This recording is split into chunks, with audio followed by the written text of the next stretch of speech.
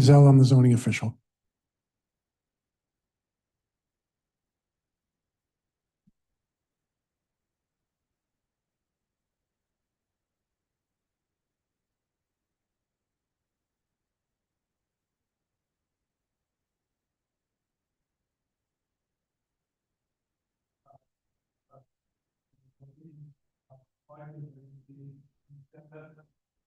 No changes.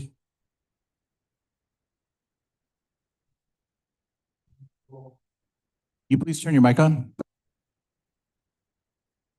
Oh, is it on now? Yeah. Okay. I have to read the usual stuff. Welcome. We've introduced our staff. The Zoning Board of Review has established procedural rules and guidelines for the administration of applications and the conduct of its meetings and public hearings. The rules of procedure amended in December of 2021 are posted on the town's website and are available here tonight. The zoning board hears applications for relief from the provisions of the zoning ordinance and renders its decisions based on specific facts found in the documents and testimony submitted. If the applicant's burden, it is the applicant's burden to prove that relief from the zoning ordinance is warranted. To do so, an applicant must provide evidence that each criterion of approval listed in section 260-33 for variances and section 260-34 for special use permits have been met. If you are appealing the decision of the zoning officer, administrative officer, or planning board, you are here to convince the board that the officer's or board's decision was an error, either procedurally or legally. This evening, we have one item to address. We do not take up a new item after 9 o'clock, which is relevant here. Each application shall be heard in a manner that permits the board to obtain and consider the evidence in an orderly and meaningful manner. Testimony begins with the zoning officer's summary of the application and his recommendation. The application and all documentation submitted by the applicant prior to the meeting will be marked as exhibits and made part of the record. Applicants should assume that the members of the zoning board have reviewed all the materials submitted with the application. Tonight's presentation by the applicant should be limited to information relevant to the burden of proof and not recite or repeat information already submitted with the application. Any new information received by the board this evening will be entered into the record.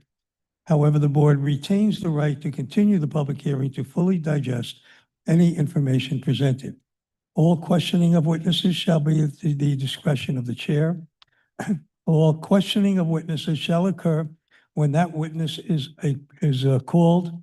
The proponent of the witness shall ask its questions. Interested parties shall then ask the witness their questions, and the proponent may then ask follow-up questions. Presentation of an affirmative action case by any interested party other than the applicant will be allowed as part of the public hearing following the applicant's presentation. Continuing or closing of the public hearing is at the discretion of the zoning board. Okay, we do have one item on the agenda tonight. Tony, I see you're representing it. And of course, as usual, we waive and recognize your expertise in your area. But we do ask you to raise your right hand. Do you swear to tell the truth, the whole truth, and so help you God? I do. Okay, and will the gentleman sitting next to you be testifying tonight? He won't be testifying, but if there's questions, he'll be answering All right, questions. so just to save time for later, we're going to swear him in. Sir, could you just, for the record, state your name, address, and your relationship to this application? Sure, Ken Thomas, 112 Cliff Street, Mystic. I am the applicant for this project. Thank you. Could you raise Thank you. your right hand, please? You swear to tell the truth, the whole truth, and nothing but the truth, so help you God. Yes, I do. Thank you. All right, Marty, could you fill us in? The applicant is requesting a 10.3-foot front yard setback variance and an 8.9-foot rear yard setback variance to construct a 3-bedroom, single-family home at 21R Nichols Lane pursuant to section 260-33 variances and 260 attachment 10 schedule of dimensional regulations of the town of Westerly zoning ordinance. The subject property contains 18,688 square feet, 0.43 acres, and has no frontage on a public or private way. Access to the property is through an access and utility easement across 21 Nichols Lane. There are no wetlands on the property, and it is not in a flood zone. The subject property is in the medium-density residential 30 zone, and the surrounding neighborhood consists of MDR 30 and MDR 20 zones. The lot is currently undeveloped. The applicant proposes to construct a 3-bedroom, single-family home on this landlocked parcel. A 25-foot wide access and utility easement across 21 Nichols Lane will service the property. The home will be connected to the water and sewer systems. A recent survey has determined that the lot is much narrower than what is shown on the town's GIS maps. Since the lot is substandard, reduced setback requirements are used per the recent changes in state law. The lot contains 18,688 square feet, where 30,000 square feet are required in the MDR 30 zone. 18,688 square feet divided by 30,000 square feet gives a ratio of 0.6229. Therefore, all required setbacks are multiplied by this figure. The 35-foot front setback becomes 21.8 feet, and the 40-foot rear setback becomes 24.9 feet. The proposed single-family home will require the following dimensional relief: front yard variance 10.3 feet, rear yard variance 8.9 feet. The zoning department supports this application. This is a new application as the original approval expired on August 2nd, 2025. The lot is only about 67 feet from front to back, and the front and rear setbacks are on the longer lot lines on the east and west. This leaves a narrow building envelope of a little over 20 feet with the reduced setbacks due to the substandard lot area. The zoning board has determined on a number of occasions that 20 feet is not wide enough to construct a functional modern home. The proposed ranch house is reasonably sized and contains only 1,500 square feet of living area and does not overburden the lot. The variance request appears to be the least relief necessary to construct a reasonable single-family home. The application was advertised as requiring an 18.5-foot front setback variance and a 19-foot rear setback variance. After the application was filed and advertised, we learned that the state had revised the substandard lot regulations again to allow the ratio formula to be used for lots over 6,000 square feet. Therefore, the relief requested is the same that the zoning board granted on October 9th, 2024. The board may grant relief that is less than what was advertised, but not more. Thank you. Anybody have any questions for Marty? Okay, Tony? Yeah, thank Your you. ballpark. Thank you. I'm going to briefly go through some of the zoning variance criteria rather than repeat what Marty had just said. We were back here a year ago and got the approval. We're here for the same exact house footprint, same variances request. The lot is non-conforming. It's a landlocked lot. It's right behind 21 Nichols Lane, which the owner owns both 21 and 21R Nichols Lane. It's non-conforming in lot and frontage, lot area and frontage, and the biggest discrepancy is that the assessor had on a GIS map had him owning approximately just under 14,000 square feet more than what he actually had in title. So the lot, instead of being over 20,000 square feet, it's only 18,688 square feet. So with that being said, that narrows the buildable area. And if you look at the site plan, you'll see what that building envelope looks like. It's a small rectangle. It goes probably from 3 or 4 feet in width, and as you go towards the south, it's probably 6 or 7 feet wide. So it really doesn't leave room for a structure. This plat was originally platted in 1948, and it was resurveyed in 1965.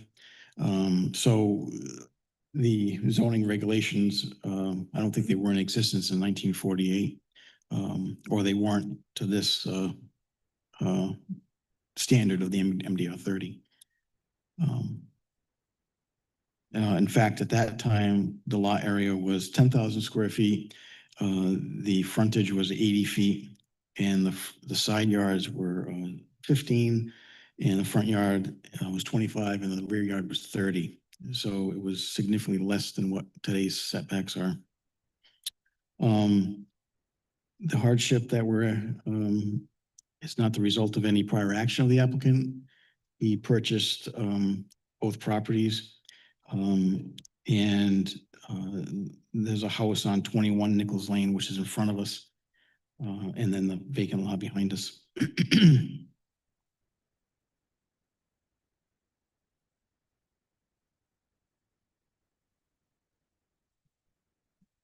So by granting the variance, we're not altering the general character of the neighborhood. In fact, the house and development will mimic the surrounding properties that have decks, garages, driveways, small ranch style houses. And a lot of them are 3 bedrooms in size. The relief that we're asking is the least amount of relief necessary to build a 3-bedroom home and to enjoy the property. And finally, the dimensional variance, if not granted, will amount to more than an inconvenience as he won't be able to develop and put a house on the property. I'd be happy to answer questions if there's questions Anybody about the have any survey. questions for Tony? A couple. Go ahead. The discrepancy in the square footage, was that known at the previous approval? Yes. Yes, Okay. And the other thing, is that a modular home? no, Okay. And the other thing I had to ask was, is there any plans to put a garage on that? there's already a garage on it. It's attached with the house. It's a side load garage. front. Around, yeah. Thank you. Welcome. Yeah, I'm curious, just for educational purposes, how does that easement work? Who owns the easement? So 12 Nichols Lane owns the property. And the easement, 12 Nichols Lane, which is the house in front of us, Okay, that owns the property. The easement is in favor of the rear lot to cross it for driveway access and utilities. right, so, but who maintains that easement? So it would be the person that that owns the house, the new house. The back new lot. house would The maintain, back lot would, so that would be their responsibility to Yeah. maintain that to get to their home. Yeah. And there was nobody that could dispute that, correct? no, I believe that's in the deed description for the easement, yeah. Great, thanks. You're welcome. Go ahead. So maybe a question for Marty. I think the applicant bought the house in 2022, and then it looks like in 23, they applied to the town to get some sort of certificate saying that it was a buildable lot. That sounds right? Yes. Which Tony had included that in the information. And then I noticed the assessment went from 9,000 to 151,000. So the assessor's office, I'm assuming, was part of that process? Yeah, I mean, once they get approval, to put a house on the lot, they were probably taxing it as unbuildable because it had no frontage and Right. there was no easement at the time to grant access. So they were taxing it as an unbuildable lot. So how do they approve, well, say a lot is buildable but has no frontage? Like, how can the building department make that determination? Well, I mean, if it's a landlocked lot, it's only unbuildable if they can't get an easement for access. So the easement makes it accessible, but it doesn't satisfy the frontage requirement in the zone. No, but you're still allowed to build on the lot if you have legal access to it. But how do you build on it if you don't have the required frontage in the zone? Well, without the a same variance? way you build on a lot that doesn't have the required frontage on a public road, if it needs 120 feet and it only has 90, they can still put a house up on it. So it's not necessary and you can't create a landlocked property, Yeah, but if it's an existing non-conforming lot, you can put a house on it. without requesting a variance then? Well, in this case, they do need a variance, but if, say the lot was shaped in such a way that they didn't require a variance. As long as, and we've granted these before, as long as someone has legal access to that property through an access easement, then we can allow a house to be built.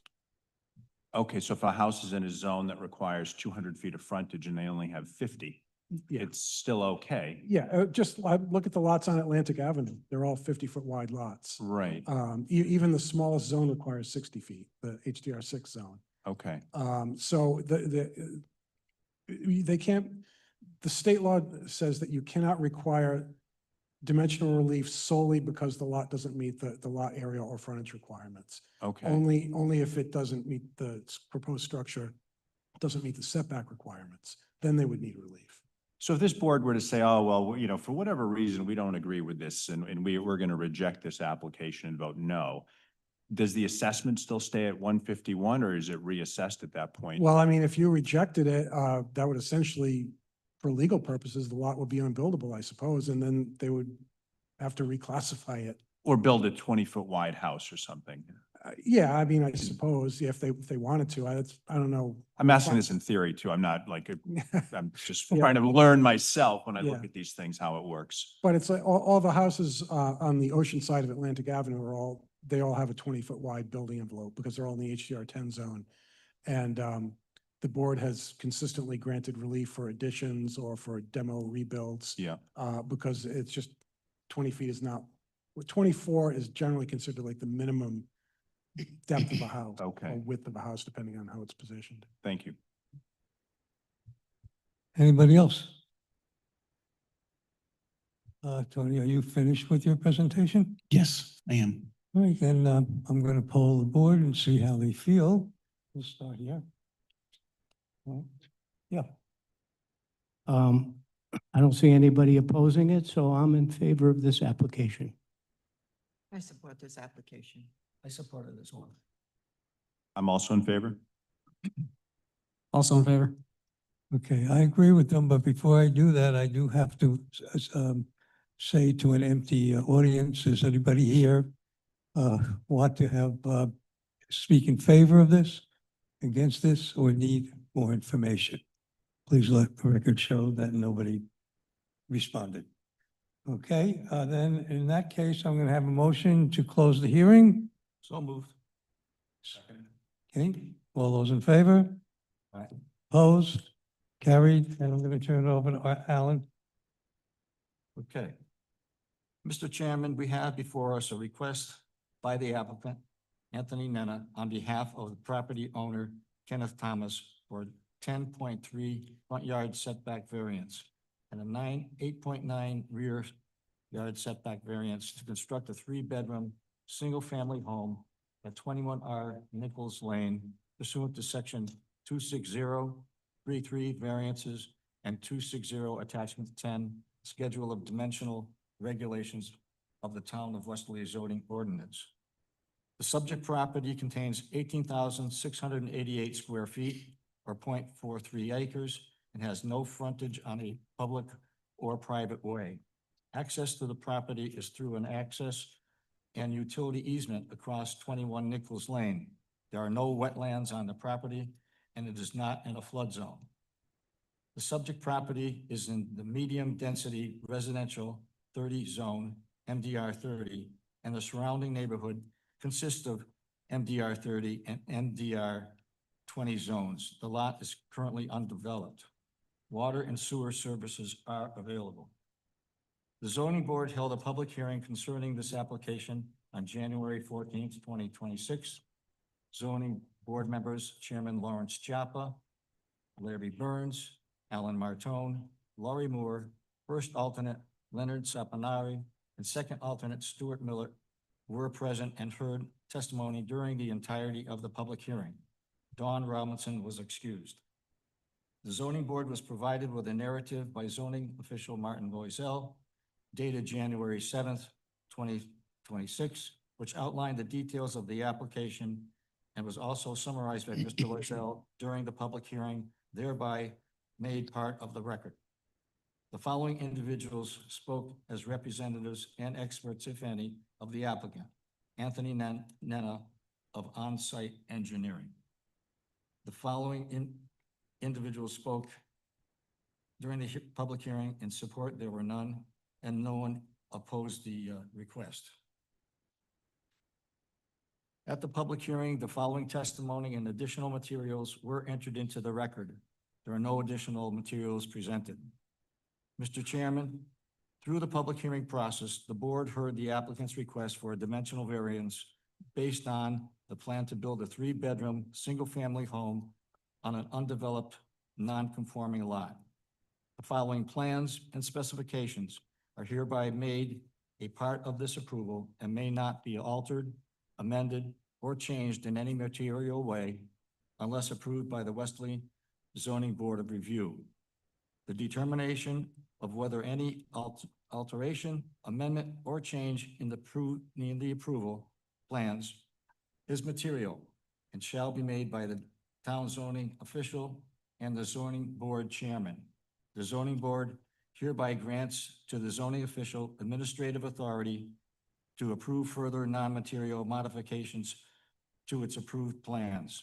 The site plan to support a zoning board variance application was prepared for Kenneth Thomas, 21R Nichols Lane, plat 918, lot 104A, Westerly, Rhode Island, one sheet prepared by On-Site Engineering and stamped by Joseph P. Toscano, Jr., PLS number 1765, and Anthony A. Nena, PE number 7240, dated August 20th, 2024.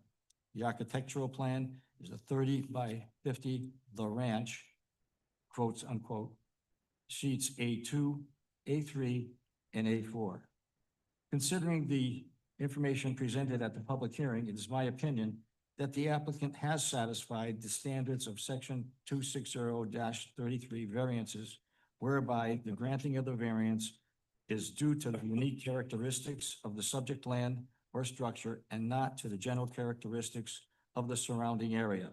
It is not due to a physical or economic disability of the applicant, excepting those physical disabilities addressed in section 45-24-30A16, because although the subject property is 18,688 square feet, it is very narrow, which requires a variance to build the home. It is not the result of any prior action of the applicant and does not result primarily from the desire of the applicant to realize greater financial gain. In this case, the claimed hardship is that the owner plans to build a modest home on a very narrow lot. It will not alter the general character of the surrounding area or impair the intent or purpose of the zoning ordinance or the comprehensive plan upon which the ordinance is based, because the house will be located in the medium density residential zone, MDR 30, and the surrounding neighborhood is also MDR 30 and MDR 20. The hardship suffered by the owner of the subject property, if the dimensional variance is not granted, will amount to more than a mere inconvenience, meaning that the relief sought is minimal and to a reasonable enjoyment of the permitted use for which the property is proposed to be devoted.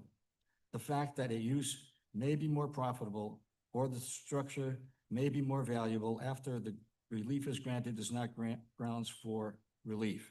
Here, the use is a single-family dwelling and it is a permitted use. In addition, the applicant has demonstrated that if the dimensional variance is not granted, denial would amount to more than a mere inconvenience because, although the lot is very large, the shape requires a variance and the home is of modest size, and otherwise it wouldn't be able to be built if the variance wasn't approved. As such, Mr. Chairman, I move to approve the front yard setback variance and a 8.9 rear yard setback variance to construct a three-bedroom, single-family home at 21R Nichols Lane pursuant to section 260-33 variances and 260 attachment 10 schedule of dimensional regulation of the town of Westerly zoning ordinance with no additional conditions. Have a second? Larry seconded it. All those in favor? Aye. Opposed? Carried. Thank you. Thank you, commission members. Appreciate your time. Okay, there are no continued business for public hearings. I just want to state next month, we do have three hearings. So if someone is not able to make it, please let Marty and Dawn know as soon as you can. Okay? So we know we have proper amount of people to have those hearings. Marty, is there any other? Yeah, I just wanted to point out, I sent an email today about the continued training required for municipal board members. You can contact the person at the bottom of that email and schedule one of those 4 dates, whichever works out for you for the online training. For Stuart and Leonard, you didn't take the original 2-hour course. So this is like a brush up for the rest of them. So you also contact that person, but let them know that you haven't taken the original 2-hour course yet. And you did. Okay. I wasn't sure because I think you came. Okay. So then you can just. Oh, was it? Oh, all right. It seemed like longer than that, but go All ahead. right. But, all right. So you're all set for the touch-up training then. You still, yeah, every year you have to do the 1 hour, so, but Stuart, you're going to have to do the original training. So contact the person at the bottom of that email and just, explain that you're newly appointed to the board and that you need to do the full 3-hour training. Okay, thank you. Then I'm going to ask for a motion to adjourn. Seconded. All those in favor? Anybody really want to object? Okay, then. To see you next month.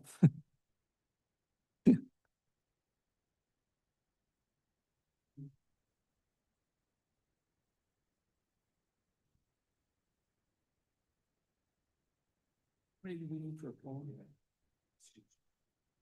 4, I believe. It would be easy, but.